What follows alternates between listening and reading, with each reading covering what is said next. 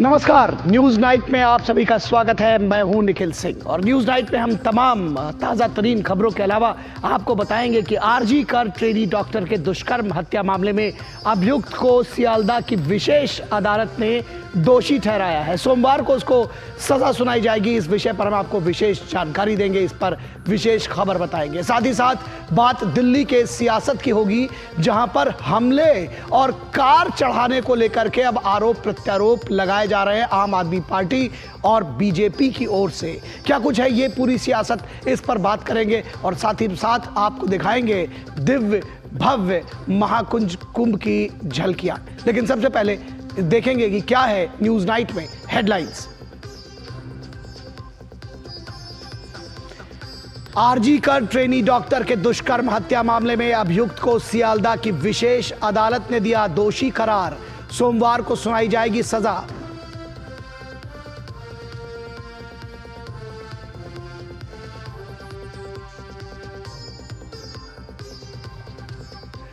आम आदमी पार्टी का दावा, केजरीवाल पर भाजपा कार्यकर्ताओं ने किया हमला। प्रवेश वर्मा का पलटवार, कहा सवाल पूछने पर 3 लोगों को केजरीवाल ने मारी टक्कर।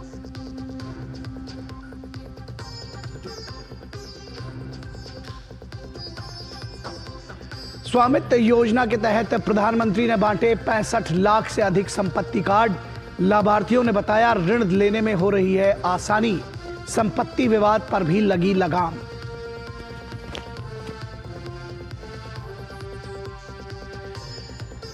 सीमा पार आतंकवाद पर जयशंकर हुए तल्ख। दी नसीहत, कहा आतंकवाद को बढ़ावा देने वाली नीति खुद पाकिस्तान के लिए बन चुकी है कैंसर।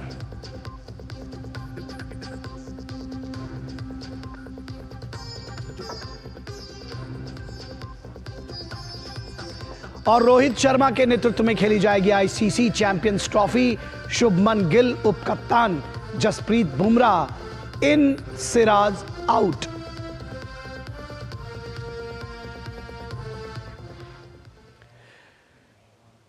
तो सबसे पहले खबर कोलकाता के आरजी कर मेडिकल कॉलेज के में दुष्कर्म और हत्याकांड की बात करते हैं। इस पर बीते अगस्त में एक जूनियर डॉक्टर के साथ दुष्कर्म की घटना और उसके बाद हत्या का मामला सामने आया था। सीबीआई ने आरोपी संजय राय के खिलाफ चार्जशीट दाखिल की थी। सियालदह की विशेष अदालत ने इस मामले पर सुनवाई पूरी करते हुए संजय राय को दोषी करार दिया है।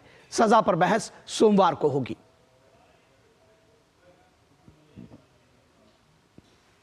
आरजी कर मेडिकल कॉलेज कोलकाता में दुष्कर्म और हत्या के आरोपित संजय रॉय को सियालदह स्थित विशेष सीबीआई अदालत ने दोषी करार दिया है।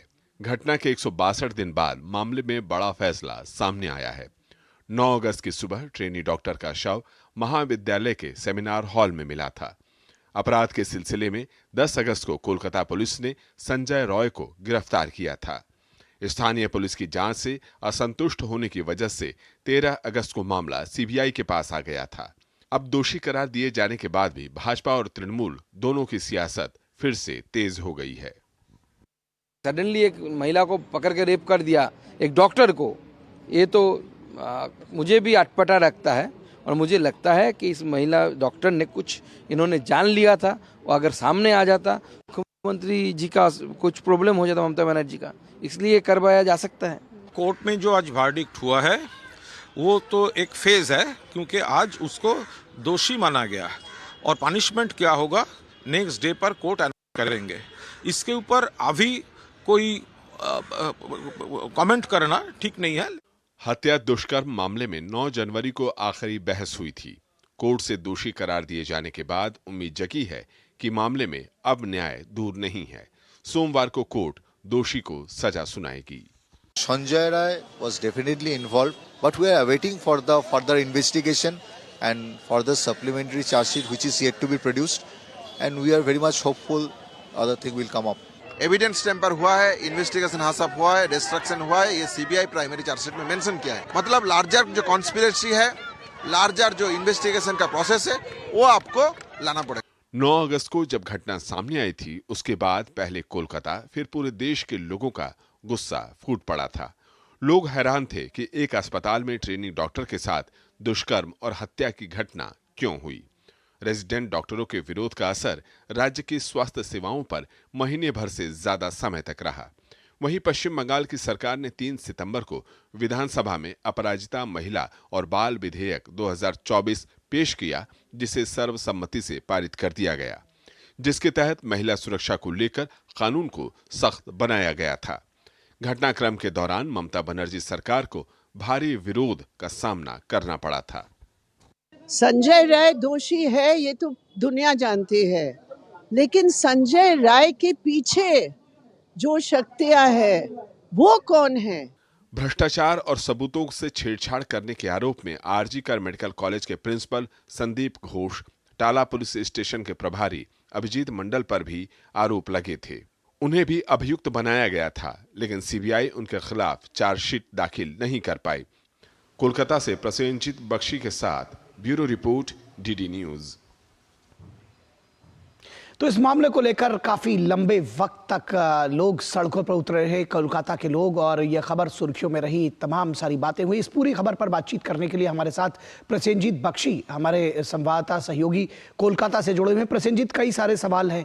एक तो ये अच्छी बात है कि कम से कम न्याय मिलता हुआ दिख रहा है, लेकिन बहुत सारे लोगों को लगता है कि ये न्याय जो है वो भी अधूरा है, क्योंकि इसमें अभी बहुत सारे वो कल्प्रिट्स जिन्होंने सबूतों के साथ छेड़छाड़ की, या वो लोग जो ऐसे लोगों को प्रश्रय देते हैं, वो अभी भी न्याय के शिकंजे से दूर हैं। क्या कहेंगे?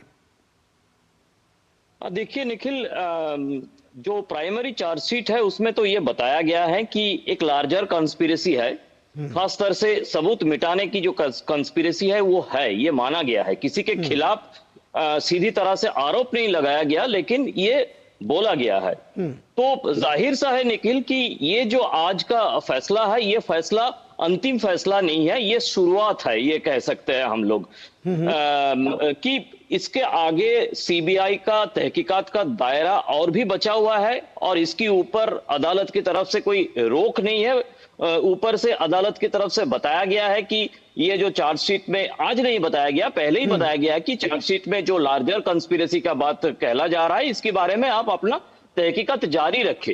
तो जैसे आपने बताया वैसा ही मैं भी कहना चाहूंगा कि ये न्याय का एक शुरुआत है।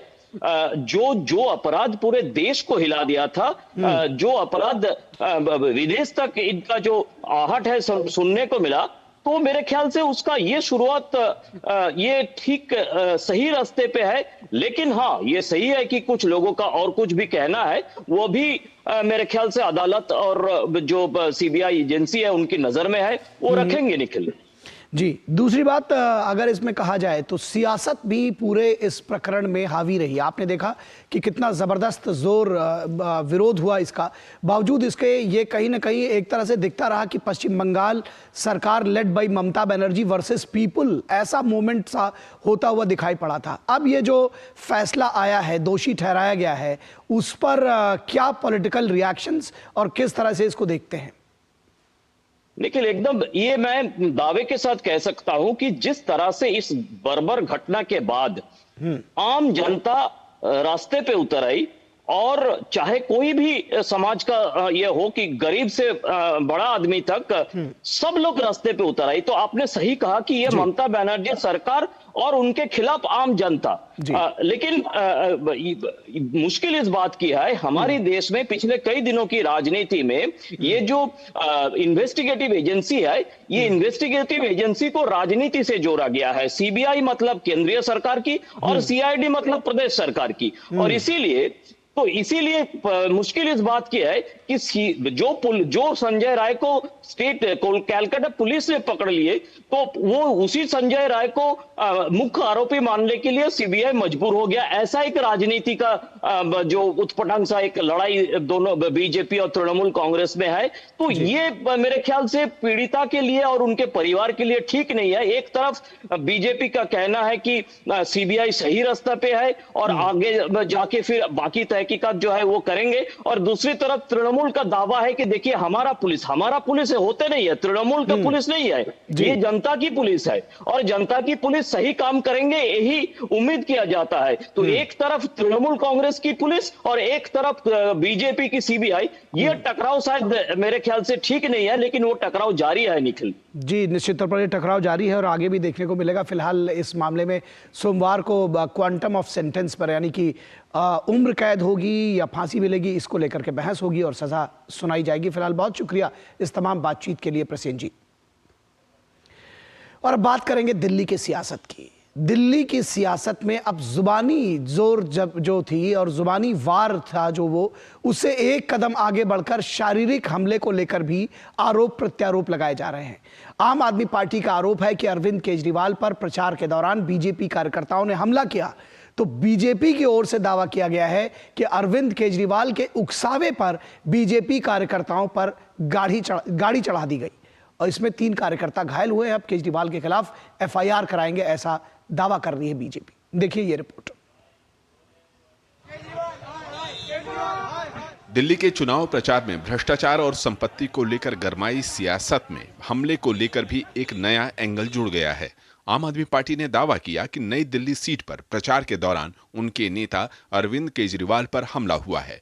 आपने आरोप लगाया कि बीजेपी प्रत्याशी प्रवेश वर्मा के लोगों ने अरविंद केजरीवाल को काले झंडे दिखाए और उनकी कार पर पथराव भी किया। इस आरोप को लेकर बीजेपी के प्रवेश वर्मा ने त्वरित प्रतिक्रिया दी है। उन्होंने कहा कि प्रचार के दौरान पूर्व सीएम से सवाल पूछने पहुंचे 3 स्थानीय युवाओं को केजरीवाल की कार ने रौंद दिया। तीनों बुरी तरह से चोटिल हुए हैं। हमला केजरीवाल ने किया है और उन पर मुकदमा दर्ज कराया जाएगा।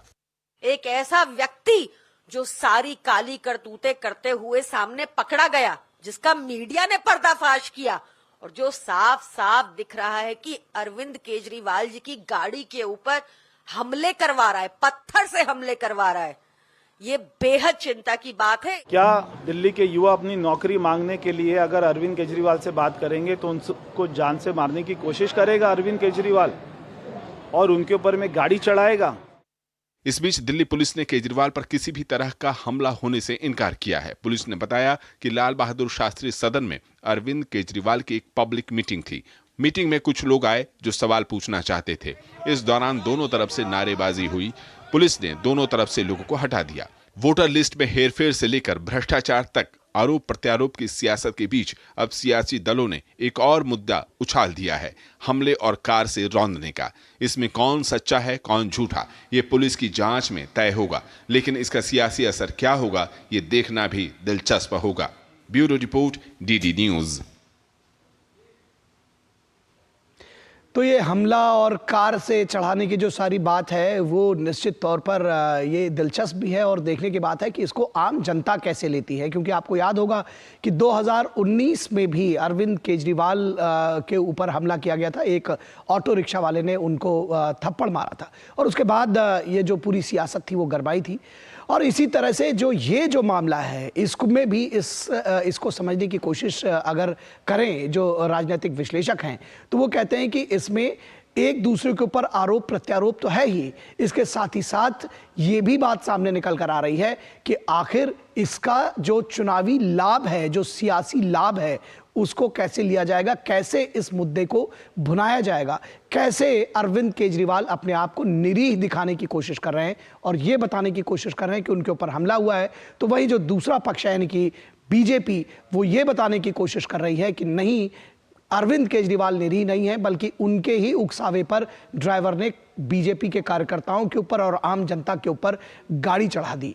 तो ये जो सवाल है, ये इसका जांच तो निश्चित तौर पर अगर इसकी होगी तो जांच में सच सामने आएगा, लेकिन इसके जो पॉलिटिकल रिपरकशंस हैं, यानी कि इसका जो सियासी नफा नुकसान है वो किस तरह से होगा और वो किसके पक्ष में जाएगा, ये देखने की बात होगी। और इसीलिए दिल्ली की सियासत गर्म है और इस गर्म सियासत में और कुछ भी मुद्दे हैं, उसकी भी बात करेंगे, लेकिन रुकेंगे एक छोटे से ब्रेक के लिए। आप कहीं मत जाइएगा, जल्द हाजिर होंगे।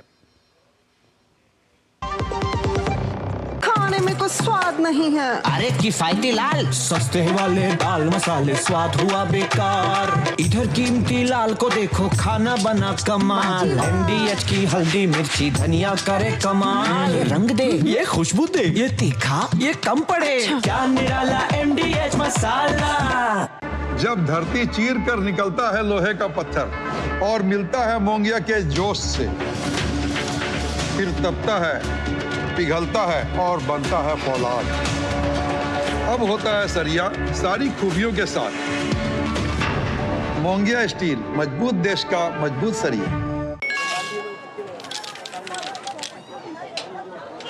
हम मूंगफली बेचते हैं, अपना अकल नहीं। ये मैसेज देखिए, कहते हैं लॉटरी लगी है, लिंक क्लिक करके यूपीआई पिन डालो पैसा मिलेगा। अरे हमको मालूम नहीं है क्या? इधर यूपीआई पिन डाला, उधर पैसा गायब। मूंगफली वाला हूँ, मूर्ख नहीं हूँ। याद रहे, यूपीआई कहता है अगर कोई लालच दे तो कहो मैं मूर्ख नहीं हूँ। रिटायरमेंट प्लानिंग के लिए तेरा एसआईपी के बारे में क्या ख्याल है? रिटायरमेंट अभी तो पूरी लाइफ बाकी है यार। पर तुझे नहीं लगता अगर रिटायरमेंट के बारे में अभी से नहीं सोचे तो आगे जाके प्रॉब्लम होगी? पर रिटायरमेंट के बारे में सोचना क्यों है इतना जरूरी? जब तक आप रिटायर हो जाएंगे महंगाई काफी ज्यादा बढ़ जाएगी और आपकी इनकम वो तो रुक ही जाएगी। इसीलिए आज ही म्यूचुअल फंड्स में एसआईपी शुरू कीजिए और हर महीने थोड़ा थोड़ा करके धन इकट्ठा कीजिए एक कंफर्टेबल रिटायर्ड लाइफ जीने के लिए। अधिक जानकारी के लिए अपने वित्तीय सलाहकार से परामर्श करें। LIC म्यूचुअल फंड द्वारा निवेशक शिक्षा की एक पहल। म्यूचुअल फंड निवेश बाजार जोखिम के अधीन है। योजना से संबंधित सभी दस्तावेजों को ध्यान से पढ़ें।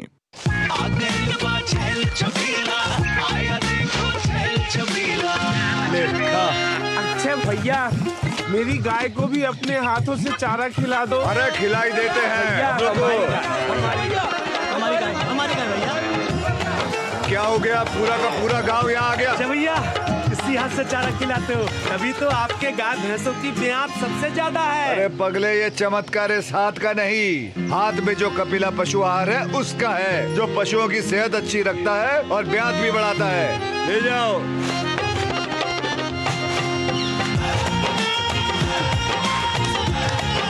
कपिला, देश का नंबर 1 पशु आहार। MDH की देगी मिर्च, देगी मिर्च का तड़का, अंग अंग फड़का। MDH की देगी मिर्च। स्वागत है आपका ब्रेक के बाद। तो आपने देखा कि दिल्ली की सियासत गर्म है, एक दूसरे पर आरोप लगाने को लेकर भी मानो होड़ लगी हुई है। और अब तो आपने देखा कि किस तरह से कार चढ़ाने से लेकर और पथराव करने को लेकर के भी आरोप प्रत्यारोप लगाए जा रहे हैं। और तीनों दल जो वादे और दावे हैं उसको करने में भी पीछे नहीं है। नामांकन वापस करने की आखिरी तारीख 20 जनवरी की है, लेकिन विधानसभा की सभी 70 सीटों पर चुनावी मुकाबला स्पष्ट है और प्रचार अपने पूरे शबाब पर है। तो देखिए दिल्ली की सियासत किस करवट जा रही है। दिल्ली के चुनाव में भ्रष्टाचार के बाद अब संपत्ति को लेकर भी सियासत गर्मा गई है। भाजपा ने अरविंद केजरीवाल की आय पर सवाल उठाए, साथ ही उन पर नामांकन पत्र में गलत जानकारी देने का भी आरोप लगाया है। बीजेपी का दावा है कि केजरीवाल की आय 2020-21 में लगभग 40 गुना बढ़ी। वहीं बीजेपी ने डिप्टी सीएम रहे मनीष सिसोदिया के चुनावी हलफनामे में 1.5 करोड़ के एजुकेशन लोन पर भी सवाल उठाए हैं। मैं पूछना चाहती हूँ माननीय सिसोदिया जी से कि ये जो लोन एंट्रीज आपने दिखाई हैं ये बहुत ज़्यादा पैसा है, 1.5 करोड़ रुपया आपने दिखाया है जो आपने प्राइवेट इंडिविजुअल से लोन के तौर पर एंट्रीज दिखाई हैं। जैसे कि पहली एंट्री आपने दिखाई 86 लाख रुपीस की, दूसरी एंट्री थी 10 लाख रुपए की, तीसरी एंट्री थी 58 लाख रुपीस की। तो पहला सवाल मेरा ये है कि सिसोदिया जी ये 3 प्राइवेट इंडिविजुअल्स कौन हैं? वहीं केजरीवाल की जेल यात्रा पर बनी डॉक्यूमेंट्री की स्क्रीनिंग पर रोक लगाने को लेकर भी बीजेपी और आम आदमी पार्टी आमने सामने रहे। दिल्ली पुलिस ने पहले इजाजत न लेने को स्क्रीनिंग रोकने की वजह बताई। इस बीच घोषणा पत्र जारी हो जाने के बाद भी पार्टियों की ओर से वादों का दौर लगातार जारी है। अरविंद केजरीवाल ने दिल्ली में रहने वाले किराएदारों को लेकर नया वादा किया है। चुनाव के बाद, हमारी सरकार बनने के बाद हम ऐसी योजना लेके आएंगे और ऐसा वो बनाएंगे, सिस्टम बनाएंगे जिससे किराएदारों को भी फ्री बिजली और फ्री पानी का बेनिफिट मिलना चालू हो। हालांकि केजरीवाल ये वादा पहली बार नहीं कर रहे हैं।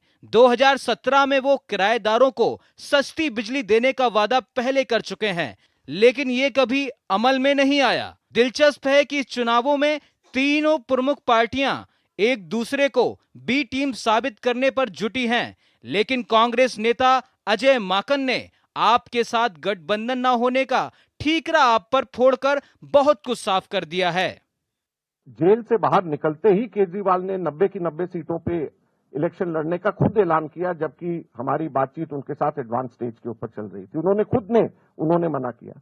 वहीं दिल्ली में पूर्वांचलियों के वोट को लेकर छिड़े सियासी घमासान के बीच बंगाली समुदाय के सम्मान से जुड़ा मुद्दा भी गर्मा गया है। दिल्ली चुनावों में रोज नए नए मुद्दे उछाले जा रहे हैं, तरह तरह के वादे हो रहे हैं और दिल्ली की जनता दम साध कर इसे देख रही है।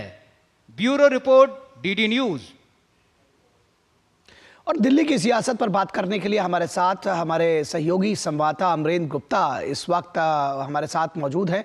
अमरेंद्र, किस तरह से देखते हैं, क्योंकि नित नए जिसको कहने चाहिए मुद्दे आ रहे हैं, उछाले जा रहे हैं, और आज जिस तरह से हमला करने और कार चढ़ाने को लेकर के एक सियासी द्वंद्व दिखा, कैसे ये पूरी दिल्ली की सियासत को इफेक्ट करेगा, क्योंकि इससे जाहिर तौर पर वोट बटोरने की कोशिश है। लेकिन देखिए, जिस तरह से दिल्ली के सियासी पारे में चुनावी जो मतदान की तारीख नजदीक आ रही है, लगातार पार्टियां जो है जनता के बीच में है। जहां जुबानी जंग चल रही थी, पोस्टर वोट चल रहे थे, अब आरोप और प्रत्यारोप के दौर चल रहे हैं। और आज की जो ताजा घटना है, जिसमें एक आरोप लगाया है आम आदमी पार्टी ने कि उनके मुखिया अरविंद केजरीवाल के काफिले पर भारतीय जनता पार्टी के समर्थकों का हमला किया है और ट्विटर पर, एक्स पर इसकी जानकारी भी साझा की है।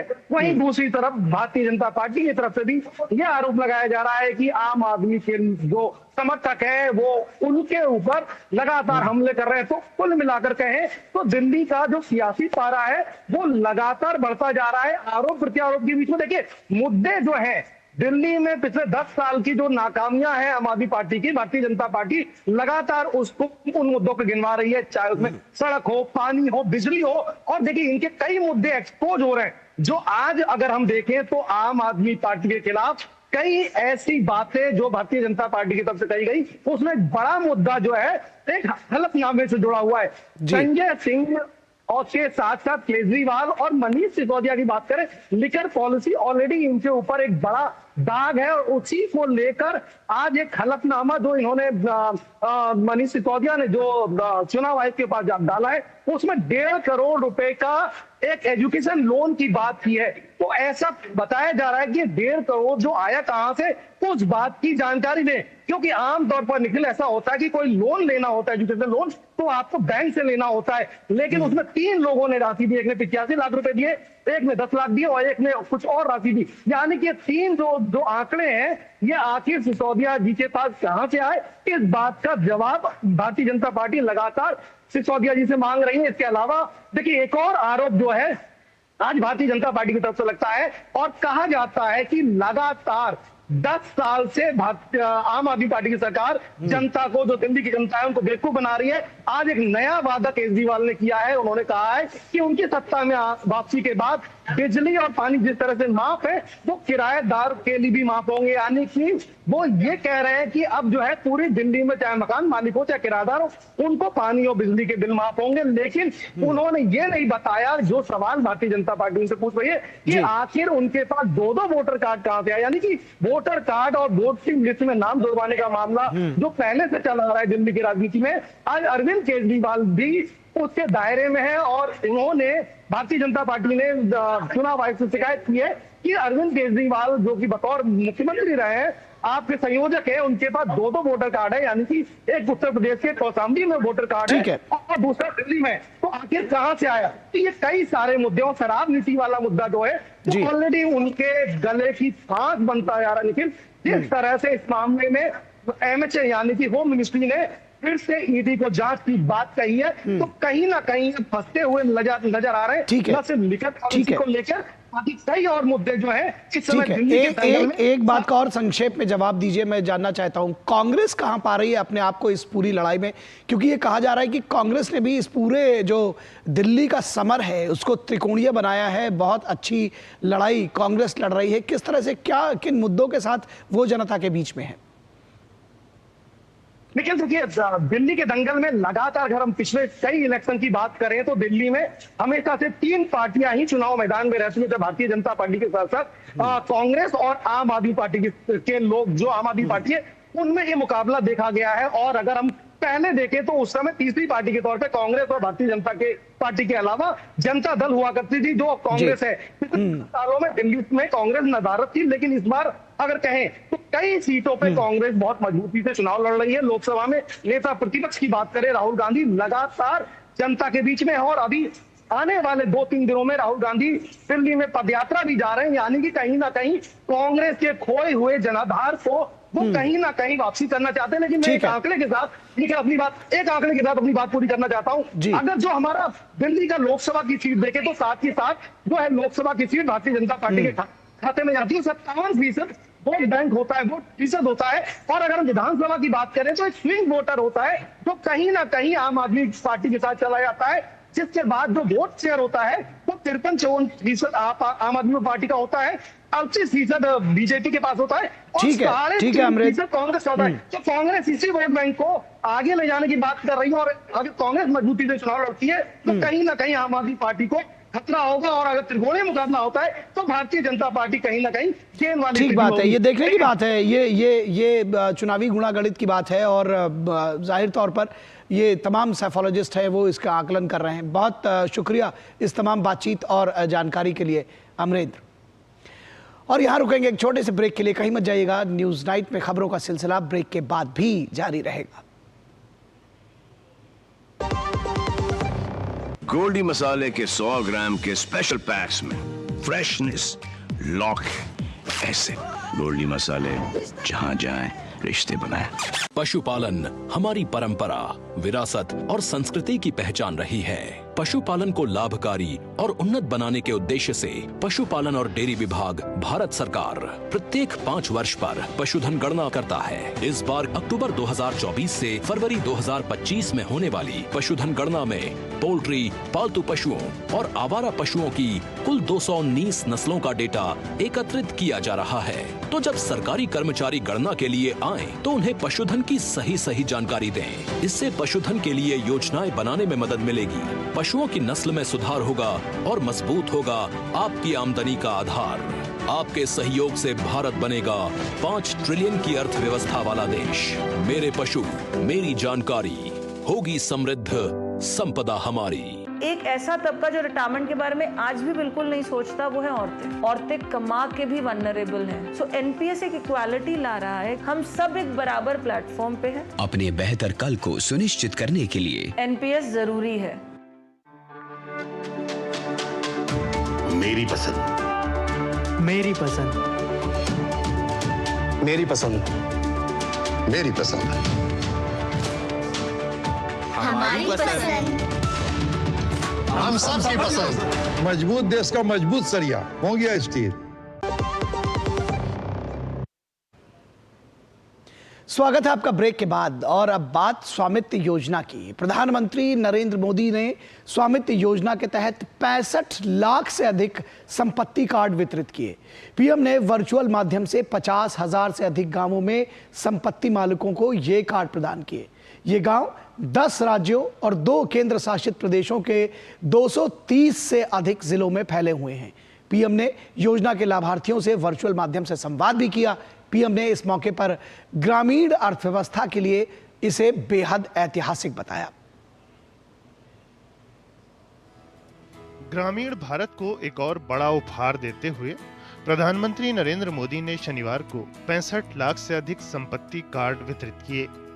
स्वामित्व योजना के ये लाभार्थी 230 से अधिक जिलों के 50,000 से अधिक गांवों में फैले हुए हैं। बीते 5 वर्ष में 1.5 करोड़ से अधिक संपत्ति कार्ड पहले ही वितरित हो चुके हैं और अब ये संख्या लगभग 2.25 करोड़ तक पहुंच गई है। गांव में बसे हुए क्षेत्रों में घरों के मालिक परिवारों को मिल्कियत का संपत्ति कार्ड देने वाली ये योजना बेहद लाभकारी सिद्ध हुई है। वर्चुअल माध्यम से पीएम के साथ संवाद में लाभार्थियों ने जीवन में आए सकारात्मक बदलाव के बारे में बताया। मेरे पास कागज नहीं थे मकान के, तो मेरे को लोन लेने में सहूलियत नहीं थी। आज मेरे पास में मतलब मकान के कागज है तो मेरे को आज लोन लेने में फायदा होता है, क्योंकि किसी बैंक पे जाता हूँ तो मेरे को लोन मिल जाता है। आपके पास कोई प्रॉपर्टी की कोई जानकारी नहीं थी, कुछ नहीं था आपके पास? नहीं सर, मेरे पास कुछ नहीं था। तो फिर परेशानी भी आती होगी, लोग भी परेशान? बहुत ज्यादा परेशान थे सर। ये मेरे को स्वामित्व योजना ये कार्ड मिला सर, मैं और मेरा परिवार बहुत खुश हैं। पहले तो मतलब कुछ नहीं कर सकते थे सर, खेती के भरोसे लोन भी नहीं मिलता था, घर के भरोसे भी लोन नहीं मिलता था। लेकिन स्वामित्व कार्ड आने की वजह से सबको आसानी से लोन मिल रहा है। इसकी वजह से लोग अपना अपना छोटा मोटा बिजनेस कर रहे हैं और खेती भी कर रहे हैं, इसलिए उनकी इनकम डबल हो गई है सर। अब हर गांव के लोगों को अपना मालिकाना हक जो है वो बिल्कुल साफ साफ तय हो गया है। जैसे कि जमीन और संपत्ति से जुड़े जितने भी झगड़े थे वो काफी हद तक तय हो गया है। ग्रामीण भारत के विकास को अपनी सरकार की प्राथमिकता बताते हुए पीएम ने प्रधानमंत्री फसल बीमा योजना को जारी रखने और सस्ती खाद उपलब्ध कराने संबंधी हालिया फैसलों को गिनाया। ग्रामीणों का संपत्ति अधिकार सुनिश्चित करने के महत्व को रेखांकित करते हुए पीएम ने कहा कि पिछली सरकारों ने इस पर ध्यान नहीं दिया था। ये प्रॉपर्टी कार्ड आर्थिक सुरक्षा की बड़ी गारंटी बन चुके हैं। अवैध कब्जों से, कोर्ट में लंबे विवादों से हमारे दलित, पिछड़े और आदिवासी परिवार ही सबसे अधिक परेशान थे, उससे वही प्रभावित थे। अब कानूनी प्रमाण मिलने से उनको इस संकट से मुक्ति मिल रही है। स्वामित्व योजना संपत्तियों के मुद्रीकरण एवं बैंक ऋण के माध्यम से संस्थागत ऋण को संभव बनाने, संपत्ति संबंधी विवादों को कम करने, ग्रामीण क्षेत्रों में संपत्तियों और संपत्ति कर के बेहतर आकलन और ग्राम स्तर की व्यापक योजना के निर्माण में भी बहुत काम आ रही है। एक आकलन है कि सभी गांवों में प्रॉपर्टी कार्ड बनने के बाद 100 लाख करोड़ रुपए से ज्यादा की आर्थिक गतिविधि का रास्ता खुल जाएगा। आप कल्पना कर सकते हैं कितनी बड़ी पूंजी देश की अर्थव्यवस्था से जुड़ने जा रही है। ग्रामीण भारत का विकास मोदी सरकार की सर्वोच्च प्राथमिकता रही है। गांव में रहने वाले लोगों का जीवन स्तर सुधारना और वहां नए अवसर उपलब्ध कराने की दिशा में लगातार कदम उठाए जा रहे हैं। स्वामित्व योजना भी इस दिशा में किया गया बेहद कारगर प्रयास है। देश के लगभग आधे गांवों में इससे जुड़े सर्वेक्षण का काम पूरा किया जा चुका है। Bureau report, DD news. और मुंबई में आयोजित 19वें नानी एपी पालखीवाला स्मृति व्याख्यान के दौरान विदेश मंत्री डॉक्टर एस जयशंकर ने कहा कि पाकिस्तान एक ऐसा कैंसर है जो खुद अपने समाज को नुकसान पहुंचा रहा है। उन्होंने स्पष्ट रूप से कहा कि पाकिस्तान की सीमा पार आतंकवाद को बढ़ावा देने वाली नीतियां अब उसके अपने राजनीतिक तंत्र को भी प्रभावित कर रही हैं। उसकी नीतियां खुद के लिए ही अब घातक साबित हो रही हैं। अभी भी पाकिस्तान आतंकवाद को बढ़ावा देने वाली नीति से तौबा कर सकता है। Pakistan remains the exception in our neighborhood in view of its support for cross-border terrorism. And that cancer is now consuming its own body politic. Obviously, the entire subcontinent has a shared interest in Pakistan abjuring that approach. केंद्रीय कृषि, किसान कल्याण और ग्रामीण विकास मंत्री शिवराज सिंह चौहान ने शनिवार को कहा कि कर्नाटक सरकार ने केंद्र सरकार द्वारा आवंटित धन का उपयोग नहीं किया है। उन्होंने राज्य सरकार से समय पर धन का उपयोग करने और प्रमाण पत्र जमा करने की अपील की।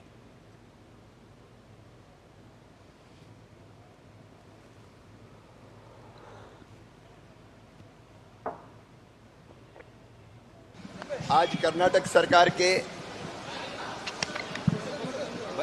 कृषि मंत्री,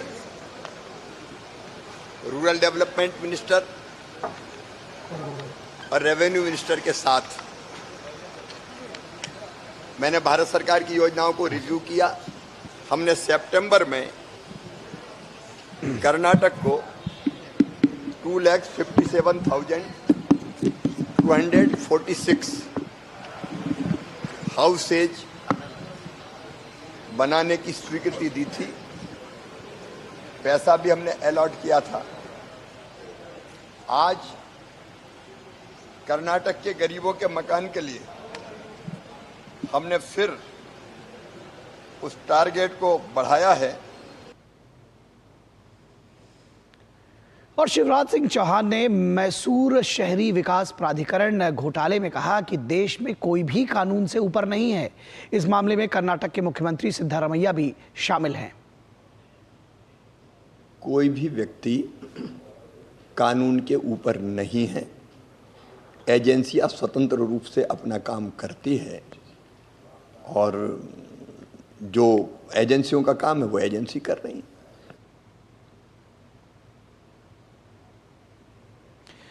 और लोकसभा में नेता प्रतिपक्ष राहुल गांधी ने बिहार की राजधानी पटना स्थित बापू सभागार में सिविल सोसाइटी की ओर से आयोजित संविधान सुरक्षा सम्मेलन में हिस्सा लिया। सम्मेलन में अपने संबोधन के दौरान राहुल गांधी ने बिहार में हुई जातीय जनगणना को फर्जी बताया। गौरतलब है कि बिहार में जातीय जनगणना के समय कांग्रेस भी बिहार सरकार का तब हिस्सा थी। अपनी ही सरकार में हुई जनगणना को राहुल गांधी ने मानने से इनकार कर दिया है। उन्होंने लोगों की सच्ची भागीदारी के लिए सत्ता में वापस आने के बाद फिर से जातीय जनगणना कराने पर जोर दिया। हमें यह पता लगाना है कि सच्ची स्थिति क्या है, सच्ची सिचुएशन क्या है। जाति जनगणना और हम छोड़ने वाले नहीं है। और ये बिहार वाला जाति जनगणना नहीं, ये फेक जो जाति जनगणना इन्होंने किया है लोगों को बेवकूफ बनाने वाला, ये नहीं। और जाति जनगणना के बाद आप क्या एक्शन लेंगे वो सबसे जरूरी है। जाति जनगणना क्या है? जाति जनगणना एक्सरे जैसा है। और केंद्रीय रेल, सूचना प्रसारण और इलेक्ट्रॉनिक्स और सूचना प्रौद्योगिकी मंत्री अश्विनी वैष्णव ने शनिवार को MAHSR यानी Mumbai Ahmedabad high speed rail corridor site का दौरा किया। केंद्रीय मंत्री ने एडिशनल ड्रिवन इंटरमीडिएट टनल के कार्य प्रगति का भी निरीक्षण किया।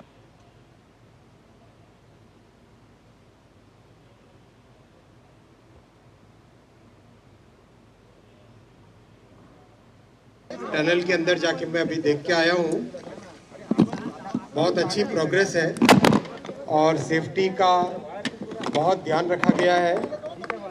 हर चीज, हर एक पॉइंट ऑफ व्यू से गैसेस अगर निकलते हैं तो उनका ध्यान रखना, वेंटिलेशन का ध्यान रखना, लाइटिंग का ध्यान रखना, उन सब चीज़ों का बहुत ध्यान रखा गया है। टनल का कंस्ट्रक्शन अच्छी पेस पे चल रहा है और overall Mumbai Ahmedabad high speed rail में करीब 340 किलोमीटर का काम ऑलरेडी बहुत अच्छी प्रोग्रेस पे है। जितनी नदियां हैं उन नदियों के ऊपर ब्रिज बहुत अच्छी प्रोग्रेस में है और जितने स्टेशंस हैं सारे के सारे स्टेशंस की प्रोग्रेस बहुत अच्छी है। और आगे बात करें दिव्य भव्य महाकुंभ की, लेकिन रुकेंगे एक छोटे से ब्रेक के लिए। कहीं मत जाइएगा, जल्द हाजिर होंगे। खाने में कोई स्वाद नहीं है। अरे किफायती लाल, सस्ते वाले दाल मसाले स्वाद हुआ बेकार। इधर कीमती लाल को देखो, खाना बना कमाल। MDH की हल्दी मिर्ची धनिया करे कमाल। ये रंग दे, ये खुशबू दे, ये तीखा, ये कम पड़े। क्या निराला MDH मसाला। जब धरती चीर कर निकलता है लोहे का पत्थर और मिलता है मोंगिया के जोश से, फिर तपता है, पिघलता है और बनता है फौलाद। अब होता है सरिया सारी खूबियों के साथ। मोंगिया स्टील, मजबूत देश का मजबूत सरिया। रिटायरमेंट प्लानिंग के लिए तेरा SIP के बारे में क्या ख्याल है? रिटायरमेंट अभी तो पूरी लाइफ बाकी है यार। पर तुझे नहीं लगता अगर रिटायरमेंट के बारे में अभी से नहीं सोचे तो आगे जाके प्रॉब्लम होगी? पर रिटायरमेंट के बारे में सोचना क्यों है इतना जरूरी? जब तक आप रिटायर हो जाएंगे महंगाई काफी ज्यादा बढ़ जाएगी और आपकी इनकम वो तो रुक ही जाएगी। इसीलिए आज ही म्यूचुअल फंड्स में SIP शुरू कीजिए और हर महीने थोड़ा थोड़ा करके धन इकट्ठा कीजिए एक कंफर्टेबल रिटायर्ड लाइफ जीने के लिए। अधिक जानकारी के लिए अपने वित्तीय सलाहकार से परामर्श करें। LIC म्यूचुअल फंड द्वारा निवेशक शिक्षा की एक पहल। म्यूचुअल फंड निवेश बाजार जोखिम के अधीन है। योजना से संबंधित सभी दस्तावेजों को ध्यान से पढ़ें। MDH की देगी मीरज। देगी मिर्च का तड़का, अंग अंग फड़का। MDH की देगी मिर्च। ब्रेक के बाद एक बार फिर आप सभी का स्वागत है और अब बात दिव्य भव्य महाकुंभ की।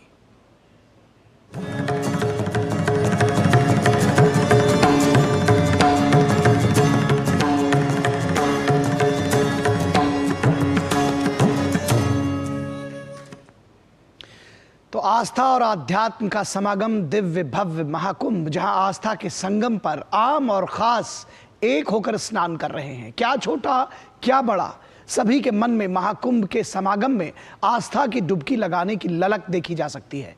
रक्षा मंत्री राजनाथ सिंह से लेकर प्रख्यात कथावाचक और आध्यात्मिक गुरु मोरारी बापू तक कुंभ के समागम में आज मौजूद रहे। रक्षा मंत्री राजनाथ सिंह ने शनिवार को प्रयागराज में संगम पर पवित्र डुबकी लगाई। इस दौरान मां गंगा का आशीर्वाद लिया और देश की समृद्धि की प्रार्थना की। उनके साथ राज्यसभा सांसद सुधांशु त्रिवेदी सहित कई नेता मौजूद रहे। राजनाथ सिंह ने महाकुंभ के भव्य आयोजन की सराहना की और श्रद्धालुओं के लिए की गई व्यवस्थाओं का जायजा भी लिया। रक्षा मंत्री ने महाकुंभ को आध्यात्मिक और सांस्कृतिक पर्व बताया। ये हमारी सनातन संस्कृति का ही यह परिणाम है, इतना बड़ा आयोजन इस स्थान पर हो रहा है। इस बीच प्रख्यात कथावाचक और आध्यात्मिक गुरु मोरारी बापू भी महाकुंभ नगरी पहुंचे, जहां छतनाग स्थित गंगा तट पर अपने शिविर कैलासा कुटीर में राम कथा का वाचन करेंगे। महाकुंभ पहुंचने पर मोरारी बापू ने कहा कि यह सनातन धर्म और आध्यात्मिक जगत के लिए बहुत बड़ा उत्सव है। इस बार की व्यवस्था जिस तरह से हो रहा है, ये अद्भुत है, अद्भुत। प्रयागराज में आयोजित महाकुंभ में भक्तों का उत्साह देखते ही बनता है। इस विश्व के सबसे बड़े धार्मिक आयोजन में अब तक देश और दुनिया की कई प्रसिद्ध हस्तियां पहुंच चुकी हैं। धर्म गुरुओं और आम भक्तों के साथ साथ नेताओं और अभिनेताओं के भी महाकुंभ नगरी पहुंचने का सिलसिला जारी है। Bureau report, DD news. तो महाकुंभ अनोखा है। कोई नौजवान बीए पास है तो कोई बीटेक, कोई विदेश की राह पकड़ रहा है तो कोई देश में उद्यमी बनना चाहता है, कुछ नेता बनना चाहते हैं तो किसी को फकीरी रास आ रही है। लेकिन महाकुंभ में युवाओं को एक ही रंग भा रहा है और वो है सनातन का रंग, क्योंकि हर किसी की जुबान पर हर हर महादेव का उद्घोष है या फिर हर हर गंगे का नाद है। महाकुंभ के अलौकिक आभा के बीच हमारे संवाददाता मनीष वाजपेयी ने टटोला युवाओं का मन। देखिए ये रिपोर्ट। जब भी किसी देश का इतिहास लिखा जाता है तो युवाओं के दम पर लिखा जाता है। समाज में कोई क्रांति होती है वो युवाओं के दम पर होती है। भारत जो कि युवाओं का देश है और युवा जो कि इस समय हर जगह प्रतिभाग कर रहे हैं, और यह प्रतिभाग हमें महाकुंभ में भी दिख रहा है। महाकुंभ में देश और दुनिया से करोड़ों लोग पहुंच रहे हैं। इन करोड़ों लोगों में एक वर्ग ऐसा भी है जो नए भारत, विकसित भारत का प्रतिनिधित्व करता है और वह वर्ग है युवाओं का। देश के कोने कोने से युवाओं की यह हुजूम कुछ नई सोच के साथ महाकुंभ आई है, जो न केवल इस महाकुंभ को नए नजरिए से देख रहा है बल्कि आध्यात्मिकता को आधुनिकता के साथ जोड़ भी रहा है। इन युवाओं ने संस्कार और संस्कृति की इस विरासत को सोशल मीडिया के साथ कनेक्ट किया और फिर जो फ्यूजन तैयार हुआ, दरअसल यही है आज के यूथ का विजन। मेरा ये सौभाग्य है कि मैं सिर्फ एक श्रद्धालु के हिसाब से या एक टूरिस्ट के हिसाब से नहीं, पर एक अपना एक प्रोजेक्ट लेके आई हूँ, तो वो मेरे लिए एक बहुत ही प्राउड वाली बात है। मैं समझती हूँ कि ये कोई आशीर्वाद ही है जो यहाँ पे मेरे हाथों से ये हो रहा है। किशोरावस्था से जवानी की दहलीज पर कदम रख रहे ये युवा अनंत ऊर्जा का स्रोत हैं। इनकी अभिलाषाएं भी बेशुमार हैं। आईएएस की परीक्षा की तैयारी कर रही आयुषी और अपर्णा ने महाकुंभ के डोम सिटी प्रोजेक्ट में अपनी सेवाएं देना इसलिए स्वीकार किया कि ये अनुभव उनके लिए अलग होगा। इससे न केवल लोगों की सोच को समझने का मौका मिलेगा बल्कि भविष्य में वो अपने अनुभव के इस संसार के साथ आगे बढ़ सकेंगी। मैं यहाँ पे आई, डोम सिटी जैसे लोगों ने मुझे हायर किया, so I am very excited because मुझे यहाँ पे जॉब के साथ साथ मुझे एक्सपीरियंस मिला। मैंने अपने हर फेज में physically, mentally, attitude level, everything is मेरा परफेक्ट हो गया है। ये आज का युवा है जो आधुनिक भी है और आध्यात्मिक भी, सोशल मीडिया इन्फ्लुएंसर भी और संस्कारी भी। महाकुंभ दरअसल इन युवाओं का भी महाकुंभ है, जहां अलग अलग विचार के युवा हैं, जिनकी अपनी समझ है महाकुंभ को लेकर। मानो तुम्हें गंगा माँ हूँ, मानो तुम्हें बहता पानी। मैं यूथ हूँ, ऑफ कोर्स बहुत सारी चीज़ें होती है, जब आप इस एज में होते हो तो बहुत सारी नेगेटिविटी आपको वो करती है, अट्रैक्ट करती है। तो दैट्स वाई सर, व्हेनेवर जब भी मुझे डिस्ट्रैक्टेड फील हुआ, मैंने जब भी स्पिरिचुअली जाके उस चीज़ पे देखा, तो फिर वो मुझे बहुत मिनिमल लगा। वो डिस्ट्रैक्शन मेरा अपने आप एक कहते हैं ना डिलीट हो गया। इन्हीं युवाओं में से एक है शिवम पांडे। जब से महाकुंभ की शुरुआत हुई है, तब से शिवम लगातार कुंभ के मेले में आते हैं और लगातार संतों के साथ बैठना, उनसे बात करना और उनके साथ वीडियो बनाना उनके शौक में तब्दील हो गया है। शिवम का भी मानना है कि युवाओं के ऊपर एक बड़ी जिम्मेदारी है और वह है अपने राष्ट्र की विरासत को दुनिया तक पहुंचाना, और शिवम अपनी इस जिम्मेदारी को बखूबी समझ भी रहे हैं। महाकुंभ जो चल रहा है, तो इसमें आप देखेंगे कि ज़्यादातर जो भी प्रबंधन और जो भी संचालन का कार्य है वो युवा ही संभाल रहे हैं। हम लोग सोशल मीडिया में हैं, तो हम लोग ये चाहते हैं कि मेले के अंदर जो भी बाबा आ रहे हैं और जो भी चीज़ें घट रही हैं, तो हम सोच रहे हैं कि उसको सोशल मीडिया के थ्रू हम लोग लोगों तक पहुँचाएं। बात सिर्फ इतनी ही नहीं है। आज भारत का युवा सोशल मीडिया के साथ साथ संस्कृति और संस्कार को भी जी रहा है। कुंभ में ऐसे युवा आसानी से हर जगह दिख रहे हैं, जो मस्तक पर त्रिपुंड धारण किए हर हर महादेव का नाम उच्चारित कर रहे हैं। साथ ही वो अपनी संस्कृति पर अभिमान भी कर रहे हैं। जब भी राम का नाम आता है तो बाल्यकाल से लेकर युवा अवस्था तक उन्होंने पूरा का पूरा इतिहास लिख दिया। जब कृष्ण का नाम आता है तो उन्होंने अपने युवा अवस्था में, बचपन से लेकर युवा अवस्था तक उन्होंने सारे करिश्मे दिखा दिए। जब शंकराचार्य का नाम आता है तो चारों मठों की उन्होंने स्थापना कर दी। जब स्वामी विवेकानंद का नाम आता है तो 32 साल तक आते आते उन्होंने पूरी दुनिया में सनातन का परचम लहरा दिया। ये युवा ही है जिसने भारत को भारत बना दिया, और महाकुंभ में युवाओं का ऐसा ही प्रतिनिधित्व हर काम में दिख रहा है। कैमरामैन सत्यप्रकाश, सहयोगी केशव के साथ मैं मनीष वाजपेयी, डीडी न्यूज प्रयागराज। तो युवाओं का एक ग्रुप यहाँ भी देखने को मिला है, और इस पूरी खबर पर और महाकुंभ से जुड़ी हुई तमाम जानकारियों को लेकर हाजिर हुए हैं हमारे साथ रामेंद्र, लाइव जुड़ रहे हैं महाकुंभ नगर से। रामेंद्र, जो ये पूरा सनातन का समागम है, आधुनिकता के परिवेश में लिपटा हुआ है, युवा भी हैं, सन्यासी भी हैं और तमाम सारे ऐसे लोग हैं जो शायद यहाँ अपने को भी खोजने, सत्य को भी खोजने और सनातन के समागम में पहुँचे हैं। किस तरह से दिखाएंगे, बताएंगे हमको आज आप कुंभ को लेकर के, महाकुंभ को लेकर के? निखिल, हम जहां पर खड़े हैं यहाँ हमारे पीछे देखेंगे तो महामृत्युंजय यंत्र की स्थापना की है सहजानंद ने, और हमारे साथ जो सन्यासी आप देख रहे हैं ये सभी युवा हैं। आप कल्पना कर सकते हो कि जो लोग कहते थे कि सनातन को युवा समझते नहीं है, सनातन को जानना नहीं चाहते हैं, उनको महाकुंभ आना चाहिए और देखना चाहिए कि युवाओं की भागीदारी किस तरह है। किस तरह देखते हैं युवाओं की भागीदारी? पीछे महामृत्युंजय यंत्र है और आप सारे युवा हो।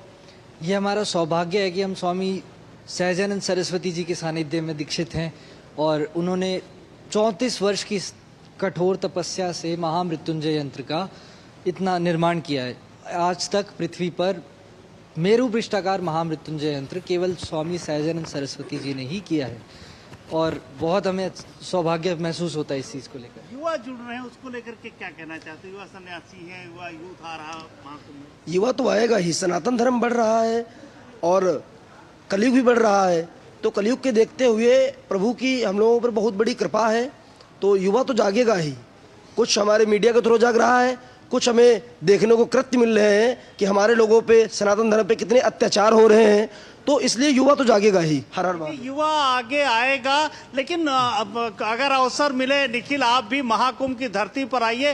अलौकिक ऊर्जा है, ऋषि मुनि संत महात्मा, यहाँ जो पीछे देख रहे हैं महामृत्युंजय यंत्र है, दुनिया में पहला यंत्र है। आपने मंत्र सुना होगा, यंत्र पहली बार बनाया है सहजानंद जी ने। इस तरीके के अलौकिक तमाम आध्यात्मिक चीजें मिलेंगी माँ गंगा के त्रिवेणी तट पर। हम आपसे भी निवेदन करेंगे कि आप भी महाकुंभ आइए और यहाँ माँ गंगा में डुबकी लगाकर पुण्य लाभ लीजिए। जी, बिल्कुल पहुंचूंगा, मैं भी पहुंचूंगा, और जिस तरह से करोड़ों करोड़ श्रद्धालु वहां पहुंच रहे हैं। और लेकिन सबसे खास बात है कि इसको लेकर के भी सियासत हो रही है।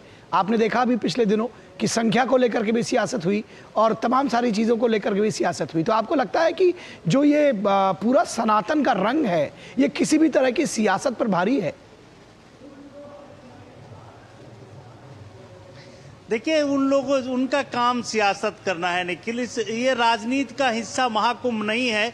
और जिस तरीके से अखिलेश यादव ने देवाधिदेव महादेव को हंसते हुए मजाक किया, जिस तरह कुंभ पर मजाक कर रहे हैं, वो स्वयं मजाक के पात्र होते जा रहे हैं। देखिए, ये सनातन जो एकता है यही राष्ट्र की एकता है। और ये एकता कई लोगों पर भारी पड़ती है जो जात की राजनीति करते हैं, उनके लिए सनातन महाकुंभ निश्चित रूप से भारी पड़ेगा और पूरे देश में भारी पड़ेगा। यहाँ से निकलने वाली आवाज, सनातन की निकलने वाली ये जो ध्वनि है, इसमें तमाम लोग अपनी राजनीतिक दुकानें बंद कर लेंगे जो जात की राजनीति करते हैं। सनातन की एकता है, राष्ट्र की एकता है निखिल। इसलिए जो यहाँ दिख रहा है यही राष्ट्र की मूल एकता है। संतों की ध्वनि है, हमारे महंतों की ध्वनि है, जो ऋषियों की ध्वनि है। और ये त्रिवेणी की तरफ से ये तपोस्थली जहाँ ऋषियों ने पूजा अर्चना की, जहाँ तमाम मंत्र गढ़े गए हैं, यहाँ से निकलने वाली आवाज सनातन को आगे ले जाएगी। जो सनातन के विरोध में जाएगा उसके लिए चुनौतियां निश्चित रूप से हैं। और निवेदन उन लोगों से भी है जो राजनीति करते हैं, कृपया इसको राजनीति का हिस्सा न बनाएं। ये सनातन की आध्यात्मिक भूमि है और ये महाकुंभ जो है ये बड़ा आयोजन है, इसको दूसरे तरीके से देखें, राजनीति के चश्मे से ना देखें। बिल्कुल, राजनीति के चश्मे से ना देखें, इसको दूसरे तरह से देखें। और देखिए हमारे तमाम युवा उसको किस तरह से ले रहे हैं और सनातन का जो महासंगम है वहां पर वो मौजूद है। बहुत शुक्रिया इस तमाम बातचीत और जानकारी के लिए रामेंद्र। तो दिव्य भव्य महाकुंभ की खबरें हम आगे भी आपके लिए लेकर आते रहेंगे।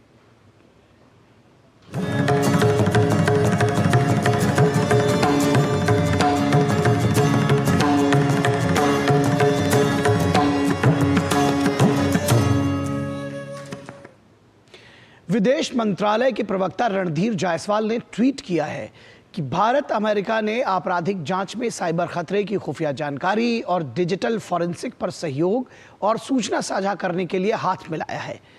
साइबर अपराध जांच पर एक समझौता ज्ञापन पर अमेरिका में भारतीय राजदूत विनय मोहन क्वात्रा और वॉशिंगटन डीसी में कार्यवाहक अमेरिकी गृह सुरक्षा उप सचिव क्रिस्टी कैनेगैलो ने हस्ताक्षर किए। समझौता ज्ञापन से दोनों देशों की संबंधित एजेंसियों को आपराधिक जांच में साइबर खतरे की खुफिया जानकारी और डिजिटल फॉरेंसिक के उपयोग के संबंध में सहयोग और प्रशिक्षण के स्तर को बढ़ाने में मदद मिलेगी।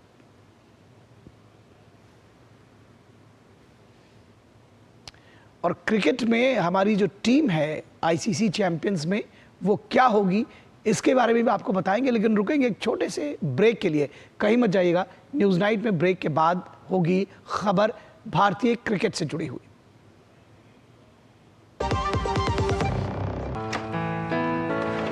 पापा ये सब? हाँ, जो चीजें सालों से बेवजह पड़ी हो उन्हें हटा देना चाहिए। ये भी दादाजी की पुरानी पासबुक और एफडी। अरे ये कैसे रह गया? पैसे गए? नहीं, उपाय है। बैंक खाते को संचालित करते रहना चाहिए वरना खाता इनऑपरेटिव हो जाता है। ऐसे में बैंक से संपर्क करें, खाता सक्रिय करवाएं और आपकी रकम जो है उसे ब्याज समेत क्लेम करें। दादू ये आरबीआई कहता है जानकार बनिए, सतर्क रहिए। सही कह रहा है। गोल्डी मसाले के 100 ग्राम के स्पेशल पैक्स में फ्रेशनेस लॉक है। ऐसे गोल्डी मसाले जहां जाएं रिश्ते बनाएं। स्वागत है आपका ब्रेक के बाद। और भारतीय क्रिकेट कंट्रोल बोर्ड यानी बीसीसीआई ने आगामी चैंपियंस ट्रॉफी 2025 और इंग्लैंड के खिलाफ वनडे सीरीज के लिए शनिवार को 15 सदस्यीय भारतीय टीम की घोषणा कर दी। टीम में जसप्रीत बुमराह, मोहम्मद शमी और हार्दिक पांड्या सभी जगह बनाने में सफल रहे हैं। 15 सदस्यीय टीम के कमान रोहित शर्मा संभालेंगे, जबकि शुभमन गिल इस टीम के उप कप्तान होंगे। हालांकि मोहम्मद सिराज को बाहर कर दिया गया है। वहीं इंग्लैंड के खिलाफ सीरीज में बुमराह की जगह हर्षित राणा टीम में होंगे। इंग्लैंड के खिलाफ वनडे सीरीज की शुरुआत 6 फरवरी से हो रही है, जबकि चैंपियंस ट्रॉफी 19 फरवरी से खेली जाएगी। रोहित शर्मा कप्तान है, शुभमन गिल उप कप्तान, विराट कोहली, श्रेयस अय्यर,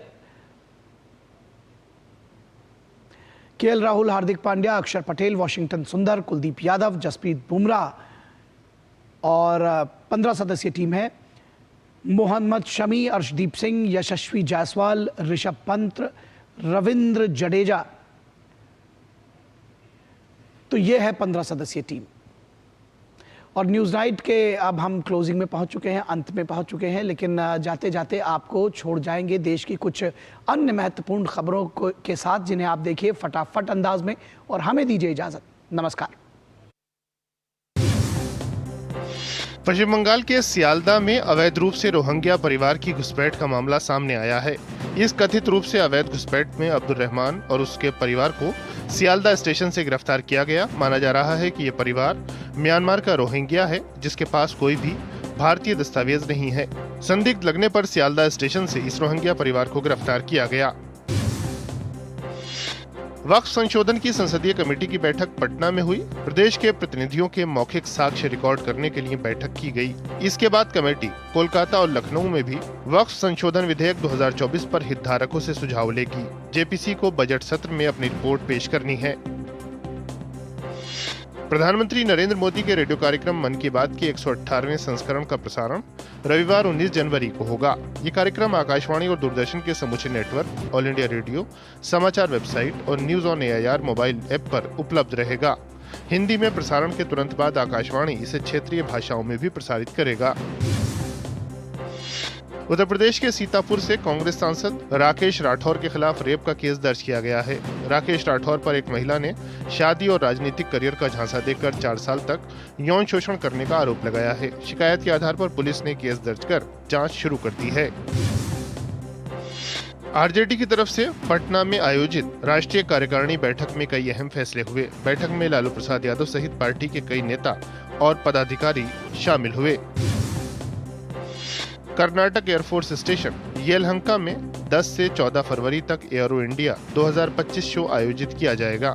इस शो के चलते 23 जनवरी से 17 फरवरी तक एयरफोर्स स्टेशन के 13 किलोमीटर के दायरे में नॉनवेज की दुकानों पर रोक रहेगी।